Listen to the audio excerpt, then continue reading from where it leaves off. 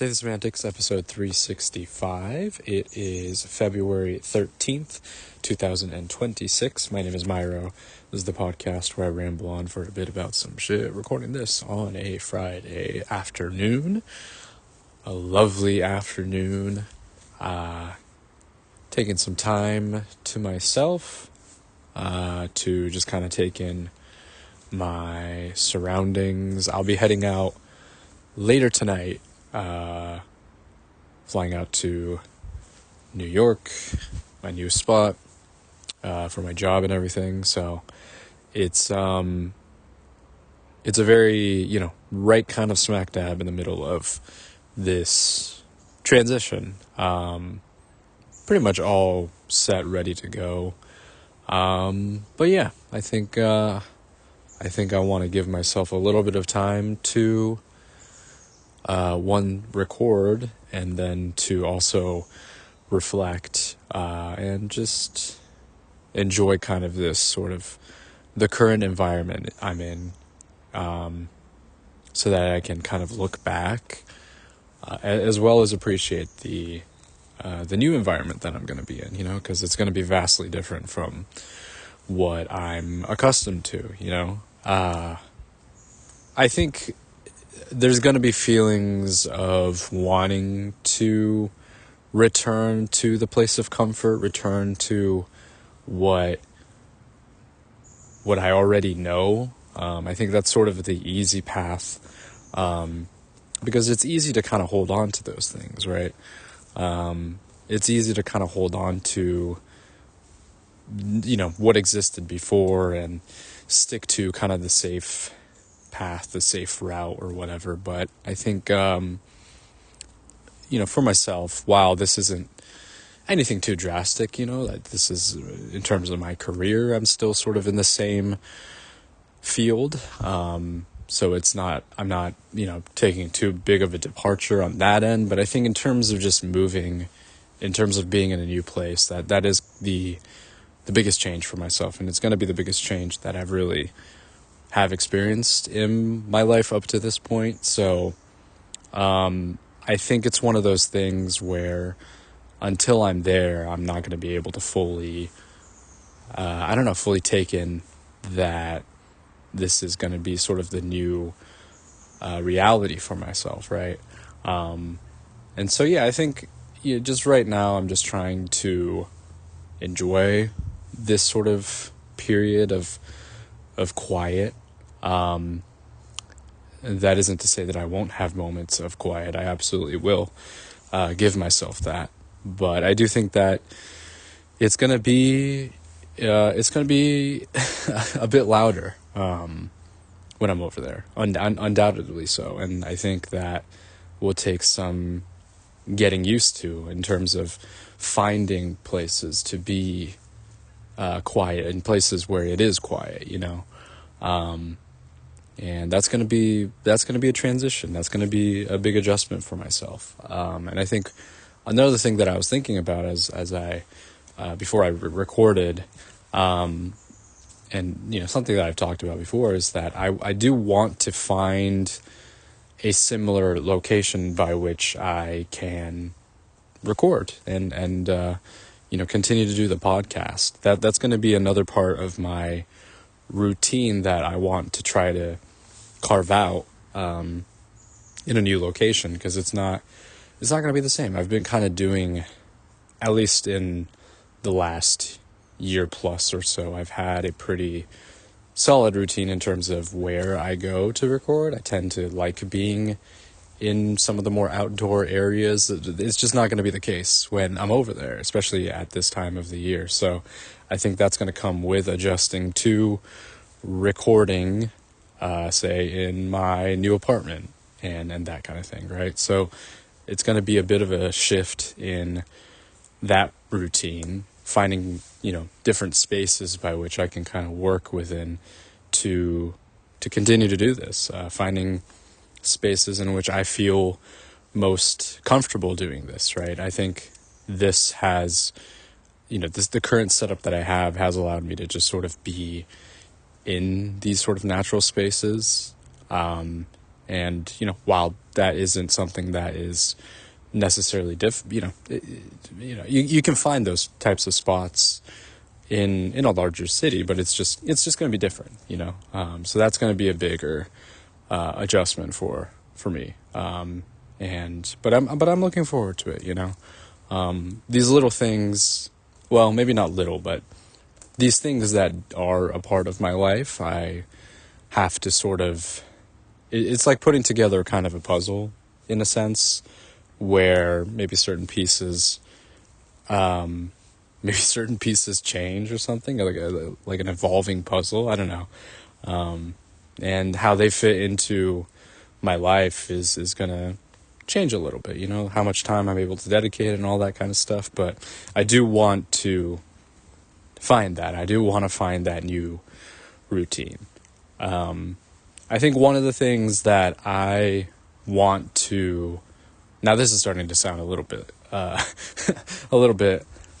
kind of almost a New Year's resolutions, but it's I think it's fair considering this move. But I think one of the things that I do want to effectively change is my sleep patterns.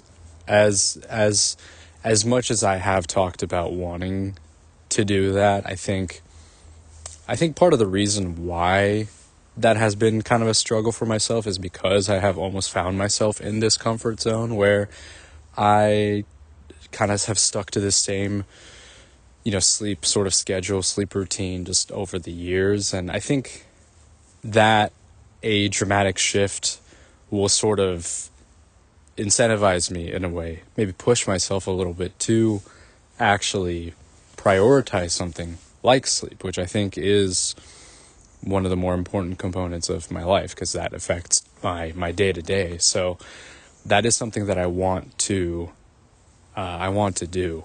And I think that being in a new kind of location, I think, is going to help a lot with that. And so that's going to be something that I'm really going to try to push for, along with a lot of other things. So, that's kind of what's been top of mind, along with obviously transitioning to a completely new place. So, I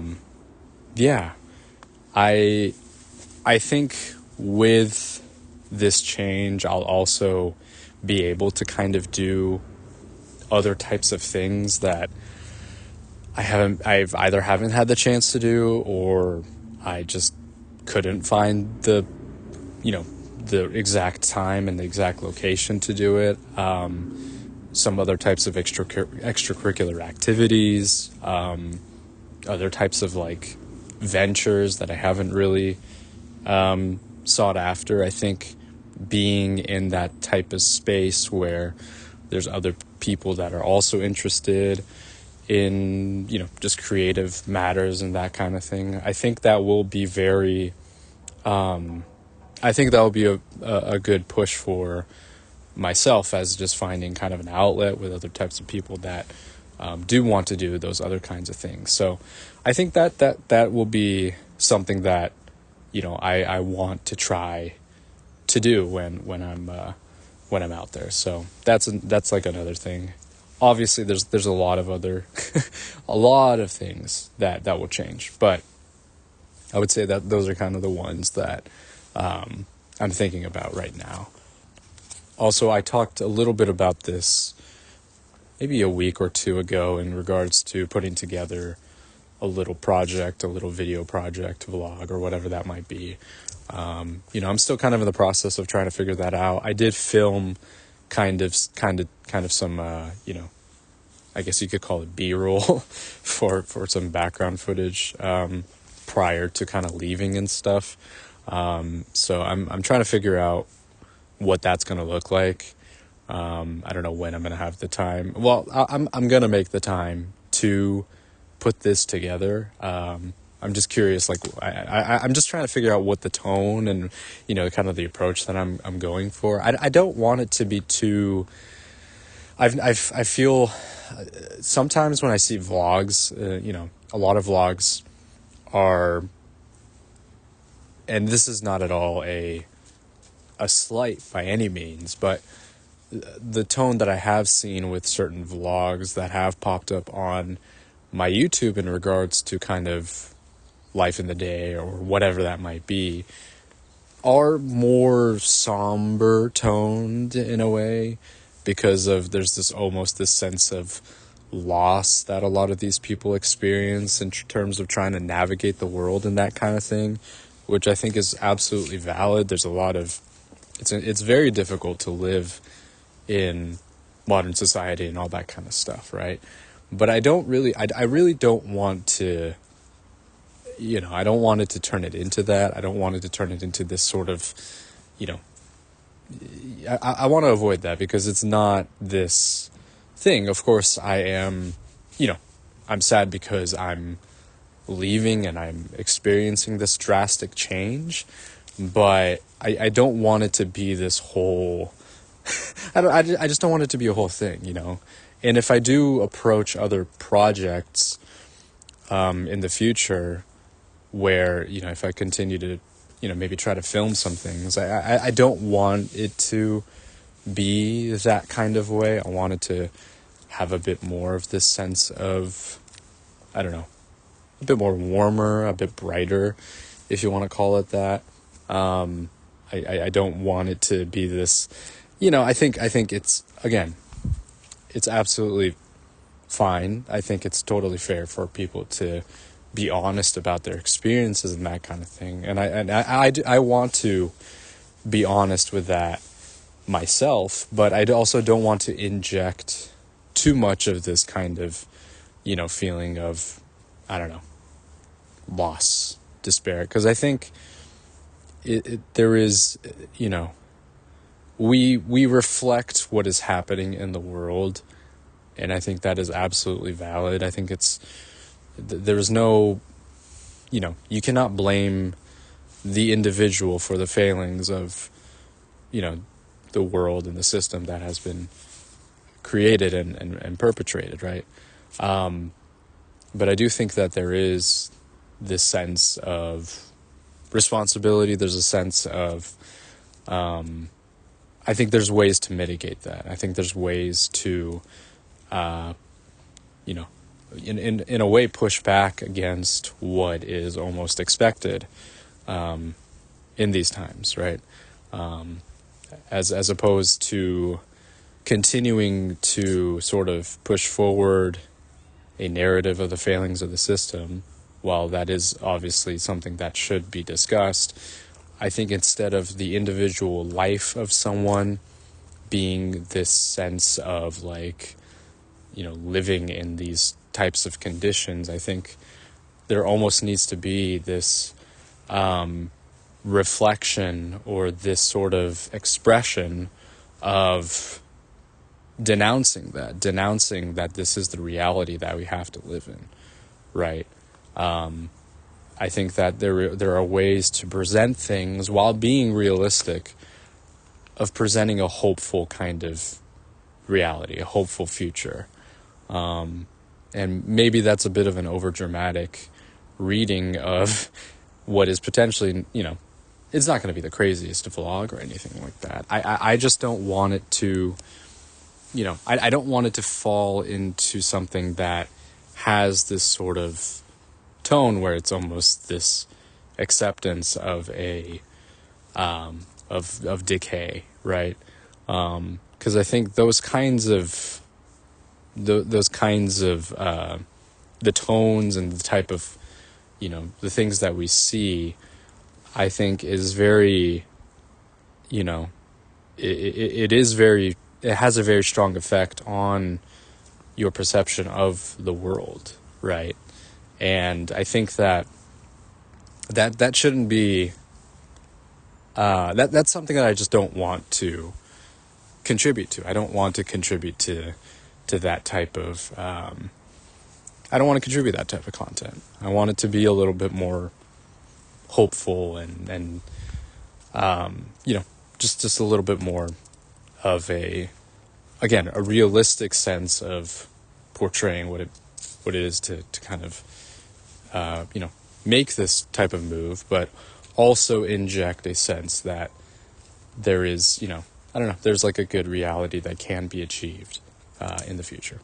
Again, maybe this is all a little bit too, maybe I'm I'm jumping ship a little bit, or jumping the shark a little bit in terms of what I'm doing. But I am trying to be a lot more conscientious of the fact of the things that I put out. I think the reason in the past, and again, I mean, very recently I talked about ICE. So it's not like I'm not avoiding, serious conversations about very clear issues, right? But I think that I do want to be aware of the things that I put out and the things that I say, and not kind of fall into this pattern, or fall into kind of this headspace of, look at what has happened, look what has happened, look how horrible things are, and then just kind of like submit yourself into that kind of mentality, because I think that's not useful. I don't think that's useful for myself. It's not useful for anybody else. And I think that if I want to sort of create something, I don't want it to be on the lines of that.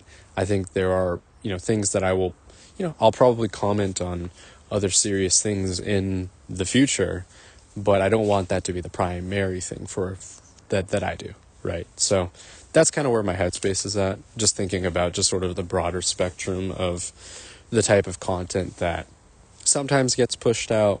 I think it's especially difficult for someone who maybe views one type of content, and then that the algorithm, whether it's YouTube, TikTok, whatever. I'm more speaking, specifically for YouTube, because that's kind of the primary platform that is sort of like almost my social media, because I don't really have any other types of social media really. But that is sort of, the primary place that I watch things. But for someone who kind of falls into sort of that algorithm where they see one thing and that kind of, deeply influences the rest of their algorithm, where they see certain types of content that lines up to that's kind of where it's tricky, you know what I mean? And so I think that in this kind of sea of a lot of just a little bit of that doom and gloom, I think that there has to be a little bit of pushback on that. There has to be almost this kind of push against that type of, it's just like, oh, everything is bad, everything's falling apart. It's not great. It's not everything. It's not perfect. Absolutely not. There are things that need to be fixed, right? All that kind of thing. But I think that you just cannot go into, and this is something I have to remind myself when I do see horrible things happening. It's just that I have to remind myself of, the point by which we've gotten here, and the successes that other people have achieved in the past and other people continue to achieve, right? I just think that those successes and those types of stories are just not brought up as much, because it's so much easier to talk about the failings of whatever is happening, right? And so I just think that, again, I'm reiterating, but I just don't want to, I have to remind myself not to fall into that kind of mind trap in a way.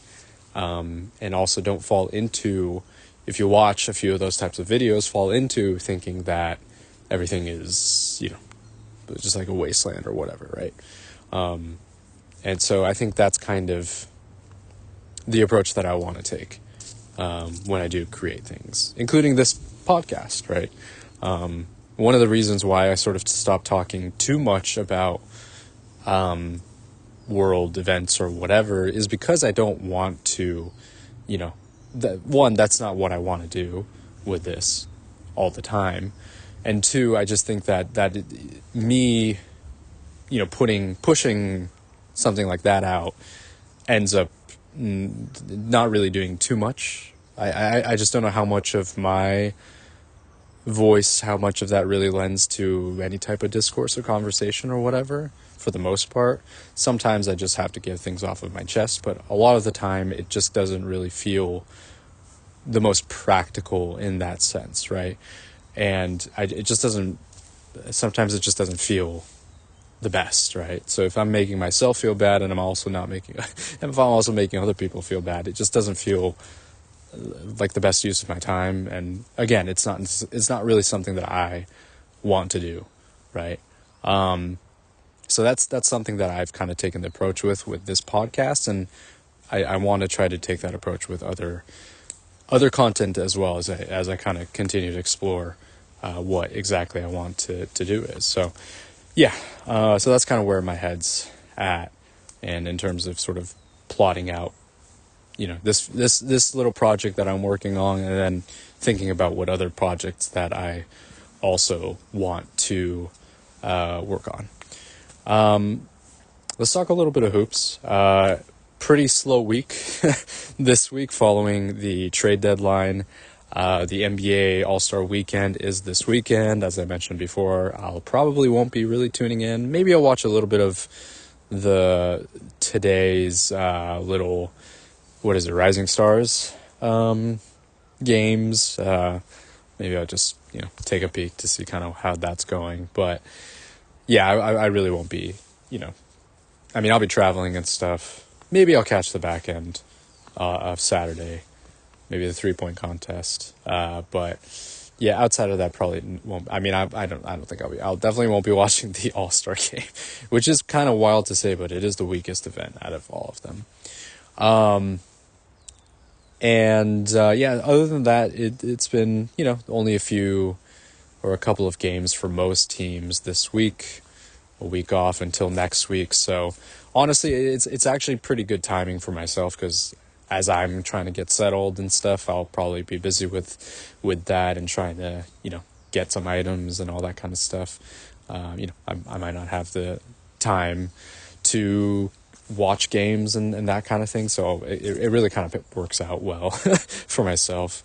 Just needs, just kind of needing that time to kind of settle in and that sort of thing. But for the Warriors, they won, I think, was it Memphis that they won against? I think they won one game against Memphis, and then they lost to the Spurs, which, they had a decent lead, but kind of let go of the rope there in the fourth.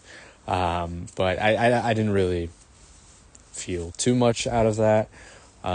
It seems, in terms of the strategy, in terms of both Steph and Porzingis coming back after the All-Star break, is kind of the strategy there, in trying to maybe do a little play-in / playoff push. So I guess that's kind of what it might be for them.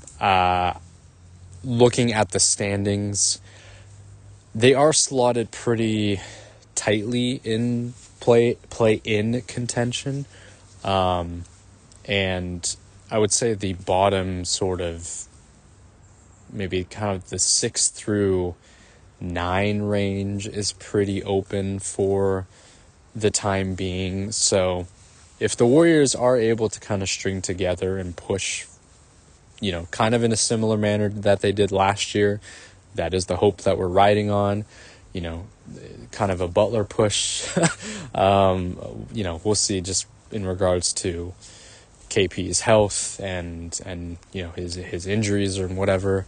But this is the hope. The hope is that they can kind of replicate what they did last year with Jimmy, get into play-in position, and then fight for the final playoff positions. So that is kind of the goal there.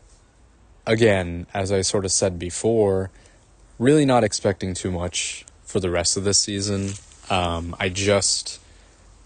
have a sense that this team has a very clear ceiling.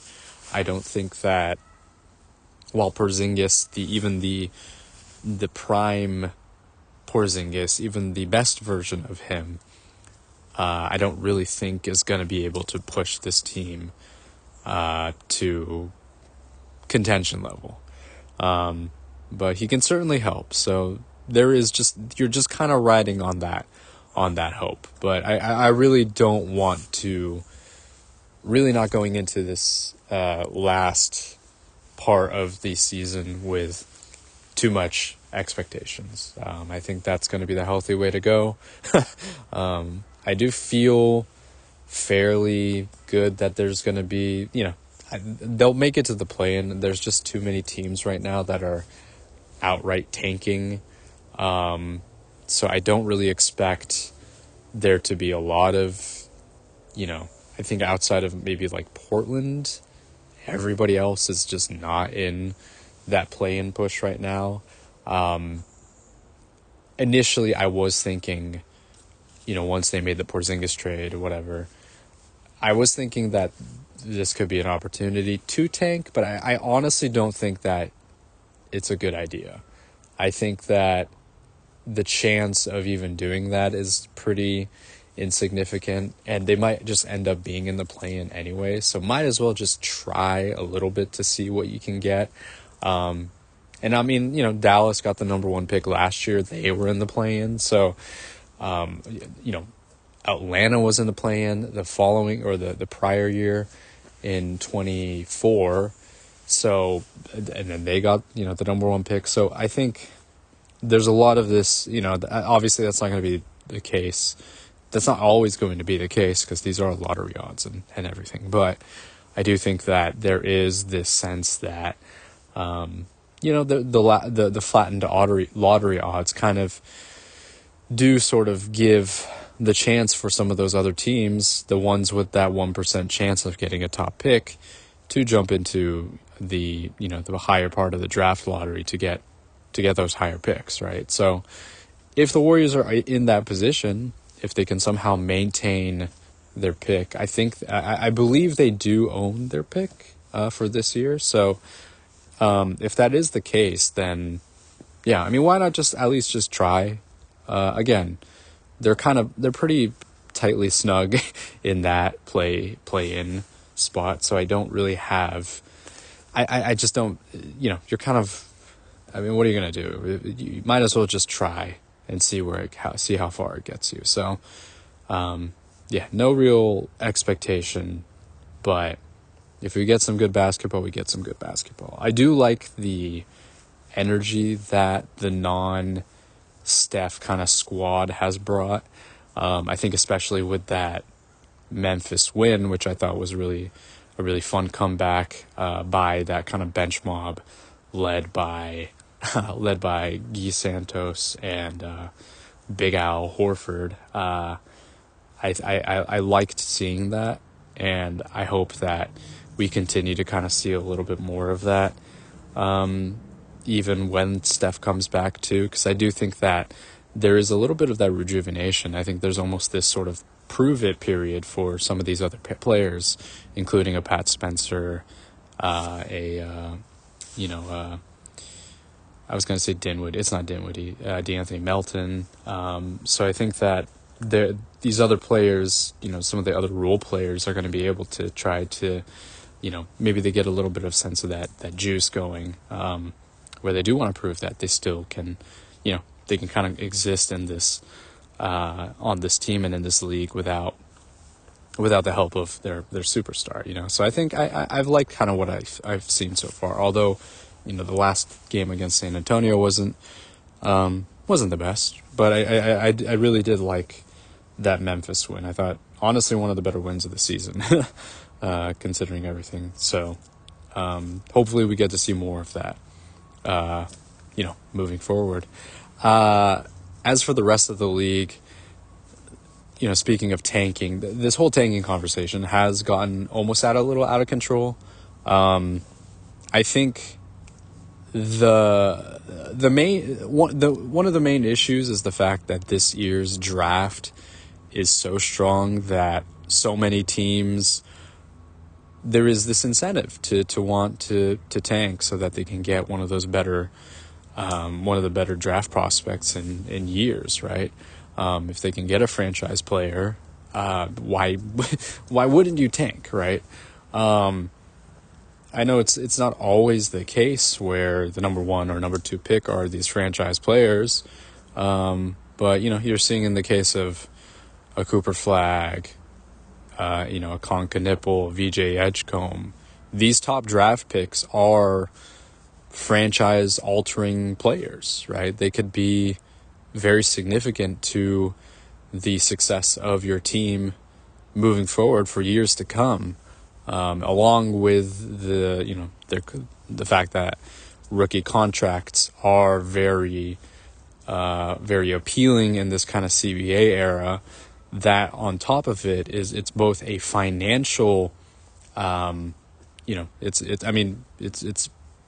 primarily a financial goal and incentive for teams to do that, so that they can get a franchise player and be good with that player. So I don't know. I think the NBA there needs to be, of course, there needs to be changes, right? I think the flattened lottery odds are fine.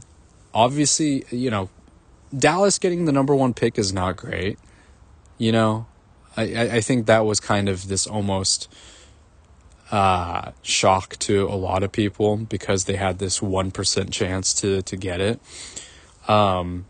It doesn't reflect well on the league, right? That happened following the Luka trade and all that kind of stuff, right? Conspiracies aside, I think that there is the reward structure that is implemented is just the fact that it is based on this kind of lottery thing is not good, right? And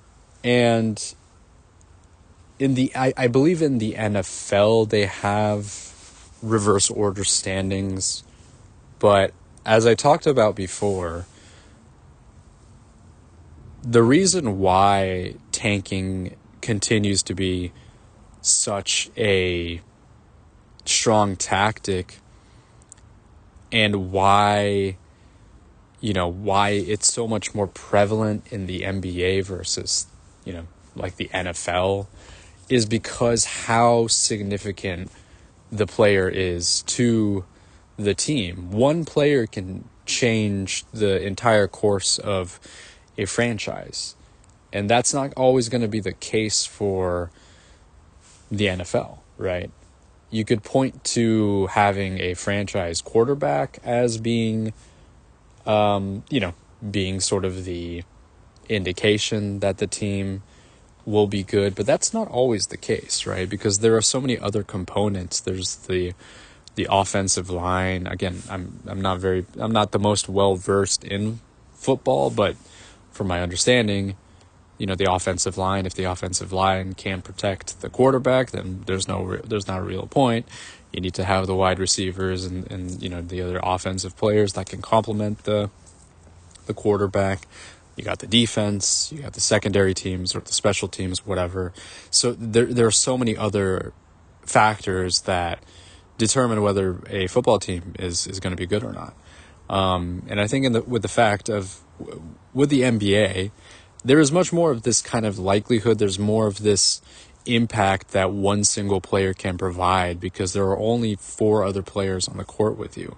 Or if everybody's on the court, you as like one player can heavily impact and dictate how strong of a team you are. You just look at some of the best players in the league and see how much they impact their team.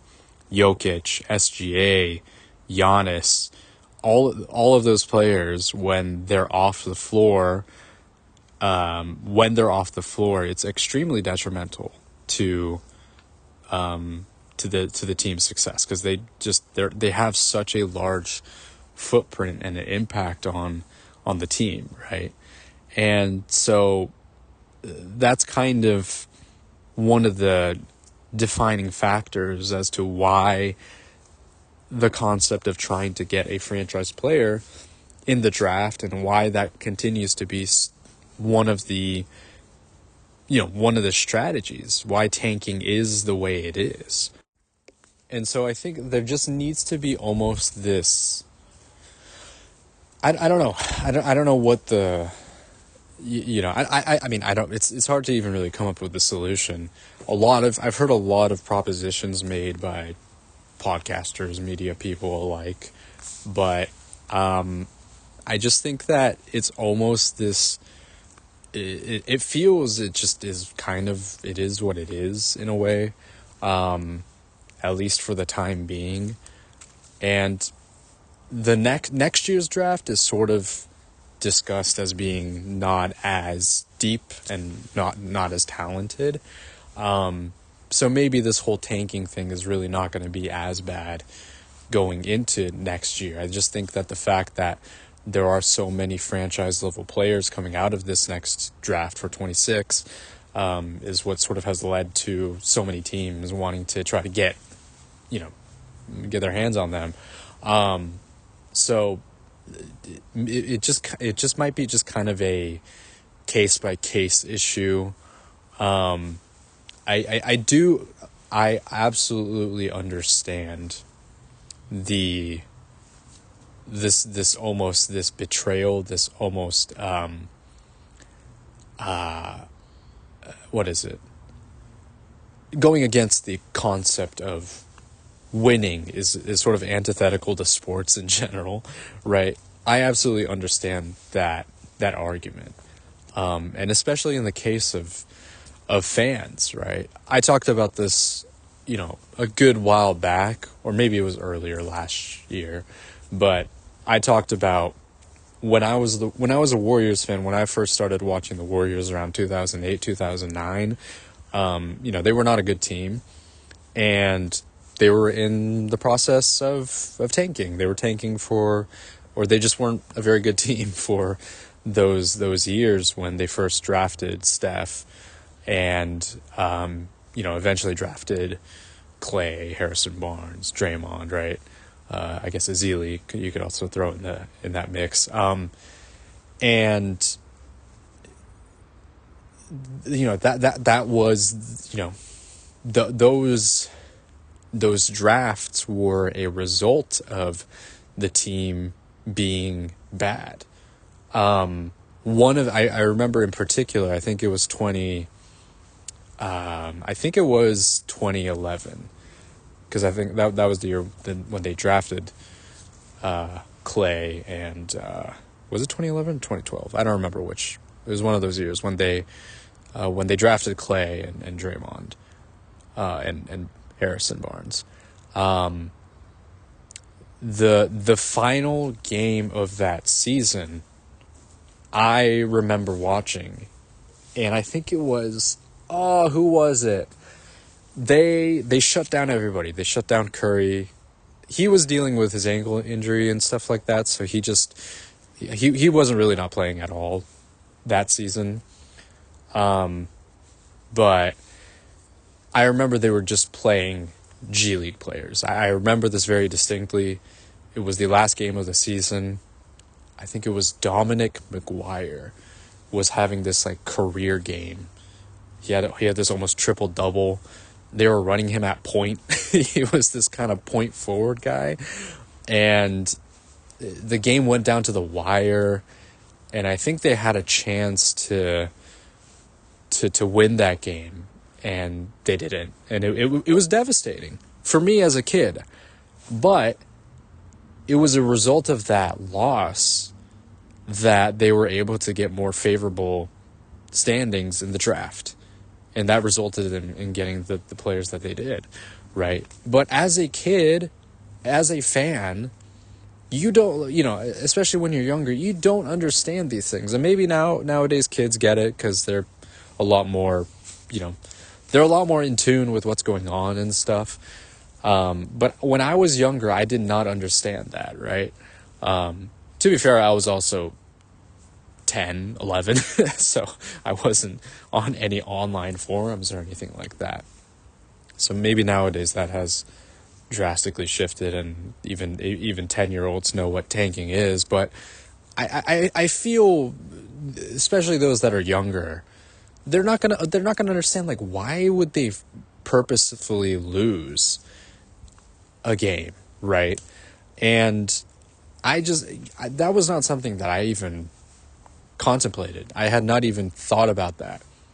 I was just thinking, this is a bad team. We continue to be bad. We continue to be disappointing. Why are we, why am I subjugating myself to this, that kind of thing, right? For year upon year upon year until they finally made the playoffs in 2013. But it's just, you know what I mean? It's just this kind of sense where there's a disconnect between what the fans, maybe what more casual fans or whatever want versus what the ultimate goal of the franchise is. Ultimate goal is, of course, to win a championship, right? That's kind of the thing. The process to get to that point is typically you build around a young star, you build around a franchise player, which was a result of being a bad team, right? You have to first be bad before you be good. That is just kind of how it goes. And so it's just not, it just sucks, right? I just think it sucks. I just think about younger me, and then I also think about what other kids could also be in that position where they're watching a game, not understanding that there are there are these kind of webs, there are these, there's some puppetry going on in the background, and and the thing is that they're trying to lose, bullying out players, sitting out players, and also it's also not, for people that are actually attending those games, it's also not great either. I mean, that's especially not great considering how much people pay to go to arenas for tickets. And sometimes it's just like, oh yeah, certain players not playing today. The best player of the team is not playing today. I mean, that goes for non-tanking teams as well, which sucks. That's an issue in itself. That's kind of another issue, but I guess it sort of ties into it, where the product of the game, the fact that you couldn't see your favorite player play is kind of a huge issue, or you don't even see the best players play because of this whole strategy that is being employed. It's like, oh, actually, understand that this is for the good of the team, and you just have to wait for a couple of years before they become actual contenders, and before they get into the playoffs. It's hard, but you have to, and maybe there's some truth in going through the difficult times to enjoy when the good things do happen, right? I mean, maybe that's just, that could just be a whole metaphor for life, whatever. But it's still not good. It's still not a good thing I just think in terms of the process, losing intentionally is just not, I don't know, I just don't think that's the best way to build character or build a team, right? I think, of course, you're gonna lose. That's just sort of an inevitable part of sports. But I just think that just the way in which that is sort of incentivized, I think is just a problem. I don't think tanking is not the biggest issue of the NBA, of just sports in general. I just think that is sort of the fixation right now. The biggest issue is gambling. I won't get into that again because I had a whole discussion about it last year. But tanking is not the biggest issue. I think there are larger issues that just sort of have, penetrated the sports world, and it's just not great. But tanking is an issue, absolutely. And hopefully there are ways to mitigate that. I know the play-in has sort of been there for teams that have some type of success, sort of a wild card round and stuff. And that has been successful since it has been implemented. I know there's like the NBA Cup or whatever, but I don't know. I think there's other things that need to be resolved and tightened up. And I think there are other strategies that can be employed by the league so that these things are no longer as big of an issue as they are. Anyways, so that's that. Yeah, tanking. It's just been the buzzword conversation for a week now, and I think we'll get past it. I think I hope that it dies down after this draft. I think with how heavy this draft has been, it's going to be a lot less. It's going to calm down. I do think that. But I hope that we move past this quickly because I am sick of hearing about it. This will eventually kind of go away, I think, once the draft wraps up, and then people can be bad about that, and then they can move on. But yeah, that is going to do it for today's episode. The next time I record, I will be in New York, likely recording from my new apartment.